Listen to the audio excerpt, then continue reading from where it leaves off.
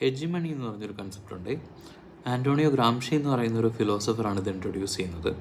നമ്മൾ already domination എന്ന് പറയുന്ന സംഭവത്തിനെ പറ്റി കേട്ടിട്ടുണ്ടാവും. അതായത് ഒരു കൂട്ടം ആൾക്കാർ അവരെ മറ്റൊരു കൂട്ടത്തിനെ അടിച്ച് താഴ്ത്തുന്നു, അവരുടെ ഗ്രോത്തിനെ ഇൻഹെറിറ്റ് ചെയ്യുക, അങ്ങനെ കുറേ കൺട്രോൾ ചെയ്യുന്ന ഒരു സിസ്റ്റം.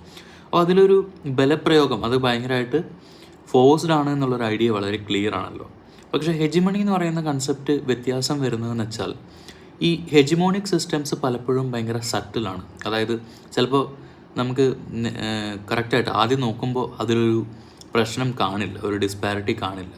ആൻഡ് ചിലപ്പോൾ ഈ അരികുവൽക്കരിക്കപ്പെടുന്ന അല്ലെങ്കിൽ ഇപ്പോൾ മാർജിനലൈസ് ചെയ്യപ്പെടുന്ന ആൾക്കാർക്ക് ചിലപ്പോൾ തന്നെ തോന്നും അത് ചിലപ്പോൾ അവരുടെ നന്മയ്ക്ക് വേണ്ടിയാണ് ചെയ്യുന്നത്. ഒരു മാനിപ്പുലേറ്റീവ്, ഒരു സട്ടിൽ ആസ്പെക്റ്റ് ഉണ്ട്. പക്ഷേ നമ്മുടെ ലോകത്ത് വളരെയധികം ഹെജിമോണിക് സിസ്റ്റംസ് ഉണ്ട്.